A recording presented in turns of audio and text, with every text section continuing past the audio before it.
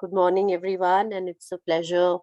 Let me just introduce the participants forum before I hand over the floor to you. Okay. Okay.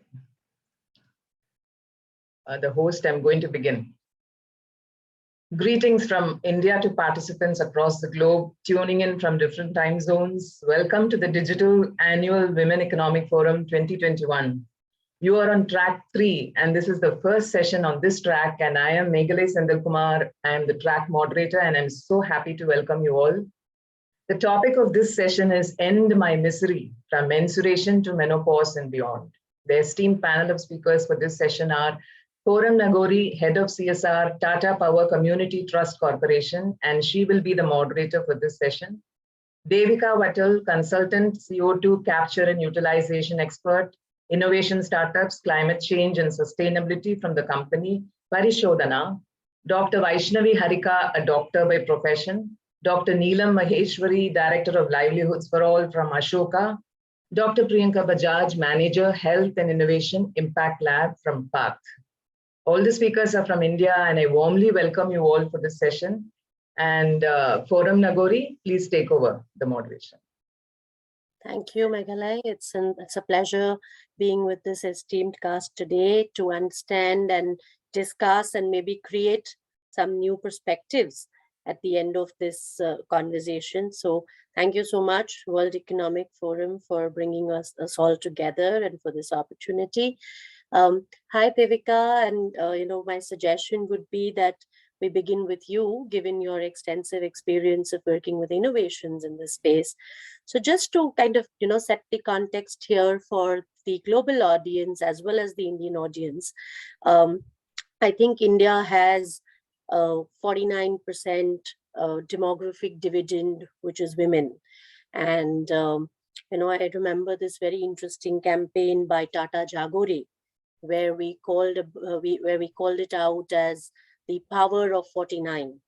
And the power of 49 is all about how we can make a difference in the governance, in the economy, in the way of life, in the progressive attitudes and forward march of a developing country, which is going on to be more than a developing country as India. And I think the role of women there is very critical, and the role of this entire dividend. Interestingly, India is still 70% plus rural, and out of this 49% demographic dividend, many women are a part of agrarian economies, rural economies, semi-organized and unorganized sector, with only about 10% being in a part of the organized workforce. And yet everyone works. We all know that women work as much and more than men. So how does this set a context for our biological clocks, our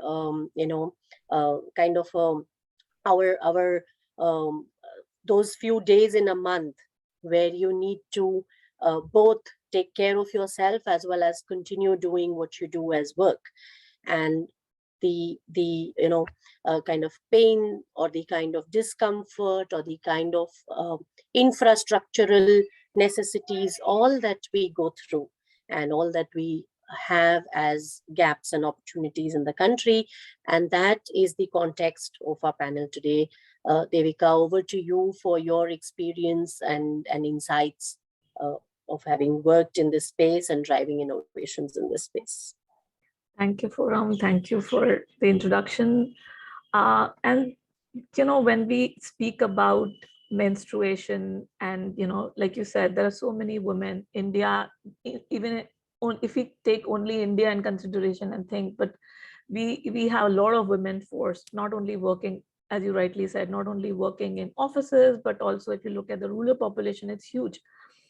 And when it comes to menstrual health, it has always been an under-prioritized, gender-related issue that unfortunately has always been compartmentalized as women's problem, or instead of showcasing it as a public health concern, because I would think that unfortunately has taken the pandemic to make everybody realize that these issues are real, And without any support, women trying to do everything, whether they're working at home, whether they are taking care of their family, it has put a lot of stress, not only physically, mentally, but also emotionally. It puts a lot of stress on your body, and this is a cycle we go through every 28 days.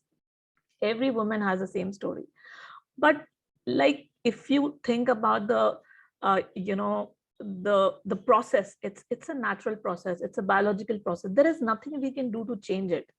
Even for one woman, if you take, if you only take 3 cycles for 3 months, your cycle every month is different. Your pain intensity, your experience will be very different even these 3 months. And on an average, a woman has around 450 cycles in her lifetime. So now try and think, those 450 cycles would be, there will not be any 2 cycles which are same. So this is definitely a concern. And like, I would take an example. We always look for comfort. That's why we have grown. If you look at the 80s or 70s, and yes, this is how we have been doing things, but are we still doing the things that way? No.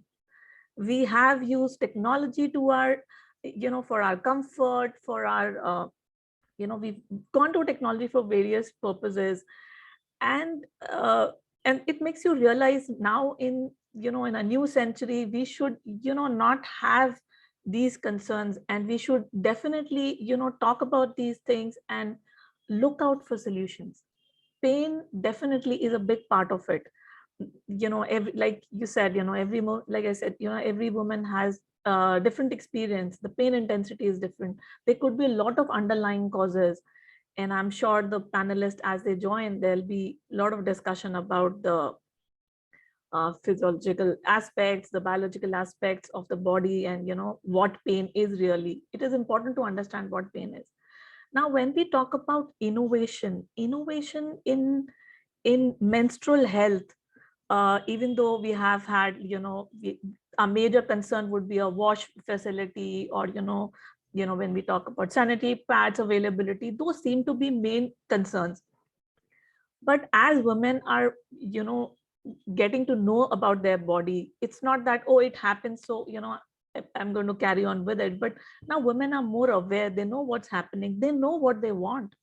I would like to go through my day without worrying about, I don't know whether I'll be in this meeting, whether I'll be able to see the end of the day, whether I'll be able to provide for my family. So those kinds of issues uh, will be governing it. But at the same time, innovations in this side, when it comes to menstrual health, have been comparatively on the lower side. And I think, given Parisodhana's experience with technologies that have an impact, uh, I think that was a driving force for us to think that, why not menstrual health, and why not comfort during those tough times when you really would like to catch a break, and the challenges of not being able to carry a hot water bottle everywhere to feel that comfort. So I think that's what we want to do here. Beautiful. Thank you so much, Devika. That does give a backdrop of, the trigger, and the unsolved needs for so many of these issues, which are sometimes not spoken about. So I hear you say that articulate, bring this out in the conversation as a public health issue versus a women's issue. And I think that's a very important point made there. And I would love to understand from Dr. Neelam as well, in terms of access, Dr. Neelam, to some of these, technologies or enablers or comfort, and the fact that, most of our advertorial space or media space covers urban women, covers a lot of what is visible to us. So there is exclusion in our narratives. And how do we make our narratives on this whole menstruation to menopause space more inclusive, keeping the biology and keeping the access points in mind? So over to you, Dr. Neelam, for your thoughts.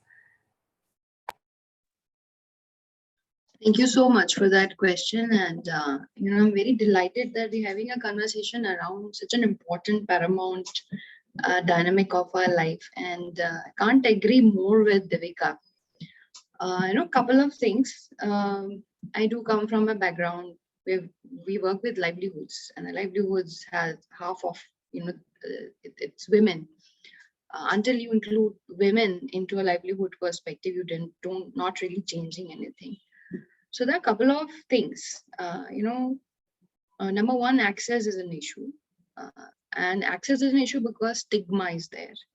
So I remember many years ago, I happened to spend a night in a village, and then I, got my periods, and then I asked them. So they took me to this bhusa wala room and kuch ek rags nikal ke kuch bola ye, this is what you do. And I was like horrified. Oh, okay, all right. And I was away like 30, 40 kilometers away from this civilization, and this is what happens every time. So first of all, my sense is we need to share the burden of destigmatize menstruation. There is a lot of stigma is implicit in how we talk about it. For instance, if menstruation were to project as a superpower, I'm just kind of for the sake of our conversation talking about, which is actually, there will be no, childbirth. If it's a superpower, we celebrate childbirth. So is menstruation. There is a dynamics, there is a science around it. So I think I think we got to share the burden of destigmatizing and present it as an ability for a woman to be able to, have a biology which allows for her to get, if she ever chooses to become pregnant. And then, of course, that's how the cycle of humanity works on. So very first thing is, I think, what to change the language and think more about how do we normalize it. And lot of it could be happening not just from the women's side, but from the market side, from the system side, from the very framework that we work on. For instance, I've just read that the sanitary napkin market in India alone is $500 billion, which is a huge scope. There is a huge potential. So when we have all kind of cosmetics and clothes, you see this whole boomerang. I think pandemic may people have bought stuff like they have never before. And women happens to be one of the major customer of either it's textile, cosmetics, or they're buying clothes for their kids. I wonder why not. It is, we have this technology innovation happening, just like Devika says, in this direction where it's works around women's comfort. So it is really a big call to all the innovators and companies like Parishudna, who are actually taking a huge amount of leap in terms of making it not just normal but creating products around it. Sanitary napkin is just basic. I think the idea is to do there a lot of other thing. It's very simple when you can have a phone which is under $30 and it can be accessible to everyone in villages. Now we're talking about making internet accessible with geo fiber and everything. I don't see why we should still be talking about, there should be products available for me if I'm in that village 30 kilometers away, or I'm a woman here sitting in a city, or someone else. So that's number one. Right. The second thing is, I think there is whole. I love that Women Economic Forum is doing this here. That how do we look at it as look at the menstruation and the other biological issues that we have, and look at it from a perspective of the cost economics. For instance, I know very few startups have started period leave, for instance.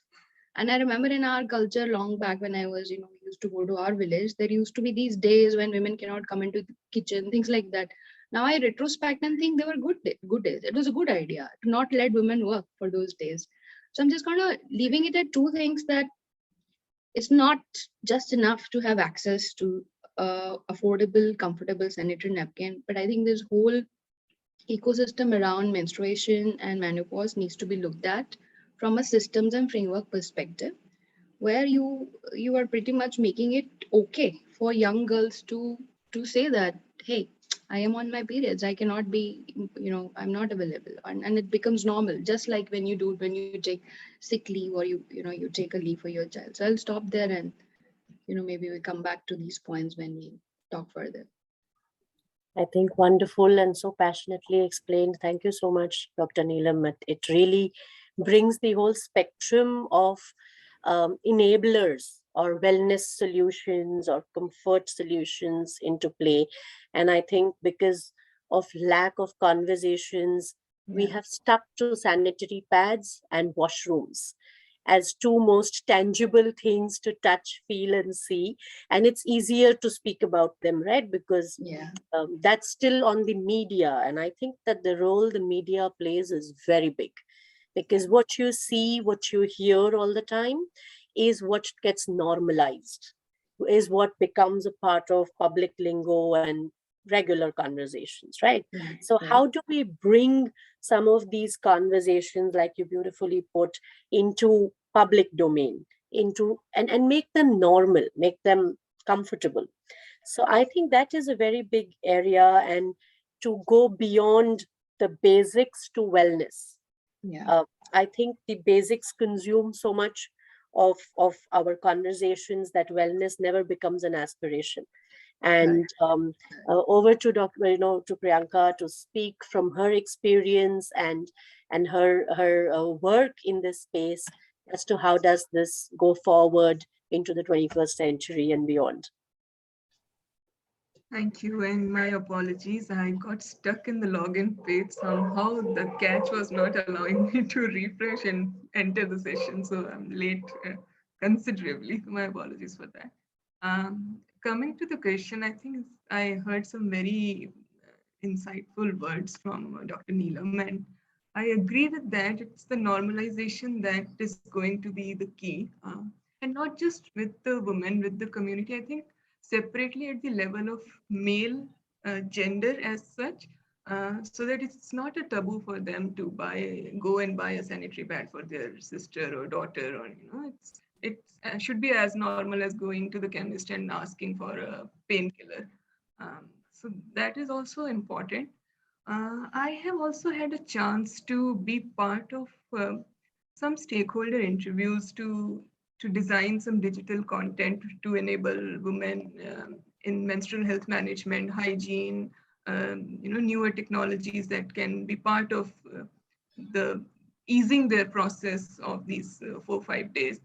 Um, I It was very interesting to know that even in the far corners of the country, the awareness among women is there. Um, is the shy part of it, which they, even if they know, they are not able to speak it out, especially with their fathers or male members of the family. Um, and also, they are very tech savvy. We just sort of underestimate this when we talk about, say, rural areas and all. Um, but they are very tech savvy. I got to know about TikTok from them, which I didn't know at that time. So, I mean, we shouldn't also shy away from promoting tech solutions which directly can, empower them through knowledge and also connect them with, say, the right kind of people in the nutrition space or gynec or some sort of a pool like we have in Practo or apps like that. So I am a very hardcore tech person. In fact, by background, I am a microbiologist. So I always go back to the components like hygiene, sanitation, even we can come back to these topics, but waste disposal and all is also something that needs to be taught so that it's not just lying in the open like dumps. Yeah, I'm really looking forward to the session. Thank you. Thank you, Priyanka. I think that is a very useful dimension you brought in. I think the life cycle of a product innovation as well. And it is not just about getting the product and the solution right, but looking at the materials to its waste management right. And that is the whole space for innovation in both the direct addressal of pain as well as the larger wellness and nutrition that you brought into the conversation. I think these are very important areas where new developments and accessible, affordable developments and common speaking about it, making it normal through different platforms and forums. So, how do we take innovations from lab to markets? And that is a very important area, and to make it exciting, interesting, accessible to all. in a country like India is a huge challenge. It is almost a continent you're serving, and every region has its own nuance. So, over to Dr. Vaishnavi for your insights on what have you seen women go through and women's own aspiration or latent or articulated wishes bases your experience. Good morning, everyone. So I'm sorry, firstly, for the joining lately. So as in my experience, I saw many women coming to the OPDs with dysmenorrheic problems. So basically, women say that they have been going through a lot while using the products NSAIDs during this dysmenorrhea. So primarily, the NSAIDs are the only route. Even we in the hospitals would suggest the NSAIDs, but sequentially there are been a lot problems for them. So to give a pause for that problem, many innovative models and many other alternatives are being on research, and we are also trying to overcome that. So in my experience, and to precisely say about this dysmenorrhea, in the medical terms, anovulatory cycles doesn't cause dysmenorrhea, basically. So I think anovulatory sounds pretty common for you guys. So anovulatory cycles doesn't cause dysmenorrhea. So we doctors in the medical one would like to produce those anovulatory cycles to rule to rule out the cause of dysmenorrhea and decrease the pain regarding that. So sending these medicines and all into the body would really harm the tract of the female. So other alternatives are being in research, and we are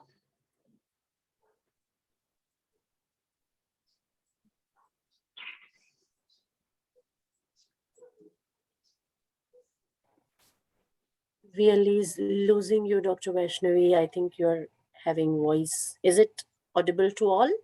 These. Bandwidth Hello? is a bit low. Yeah. Yeah. I think she's back. sorry for the trouble. So we doctors, as we doctors would like to get into an anovulatory cycle for the female, so that it does cause much pain. And most of these females would get this pain with other pelvic disorders like endometriosis, cervical cancers, and all. Most of the people experience postmenopausal bleeding too. It is also a most concern. So 10% of the females would land up into the endometrial cancers who has this postmenopausal bleeding. And dysmenorrhea during this postmenopausal bleeding is severely affecting the females. And most of this dysmenorrhea is totally a hormonic one. As to be mentioned, mostly like estrogen and progesterone. These would affect more on the genital tract and would lead to this dysmenorrheic pain. So as of now, into my experience, we would suggest the patients to use this like girls who come to the OPD to use this hot water bags, and as an alternative, hot water bags and other things. And mostly, as you already know, we would love to write these prescriptions to reduce the pain of the patient. So NSAID is the only one we do, and we are helpless in that actually. So getting into the other alternatives, even the patients would also expect that. In the girls who come to the OPD, they also expect some sort of like prescription with the medicine, and they'll feel happy. Yeah, okay, I got a medicine from the doctor, and yeah, okay, my pain is going to be reduced. They were in that psychological mode, basically. So other alternatives are like only hot bags, and Yeah, actually, I have read an article about this flax seeds. So flax seeds in dysmenorrhagic pain, most of the girls use flax seeds, like soaked flax seeds in the water. The property of antioxidating property of flax seeds also, it's not like a regular antioxidant, but it would help to reduce the dysmenorrhagic pain. There are few articles and researchers are going.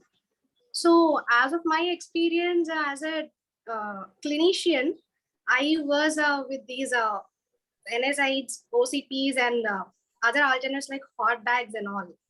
So looking forward for other alternatives, not like only drugs, so that the human system would not be spoiled with more and more of the chemicals and medicines. So I was looking really enthusiastic. I was really enthusiastic and eagerly looking for the other alternatives.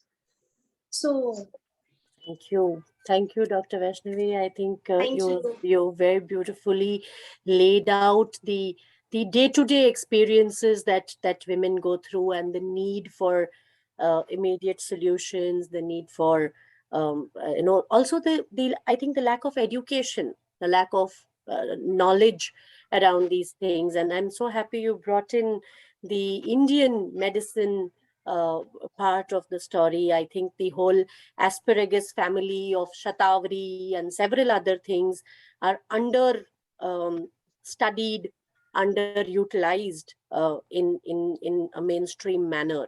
And there is a lot of knowledge that rests in our ecosystem, which can be brought to play as a part of the innovation cycles that both Devika, Dr. Neelam, and Priyanka, and the tech with education that Priyanka brought in.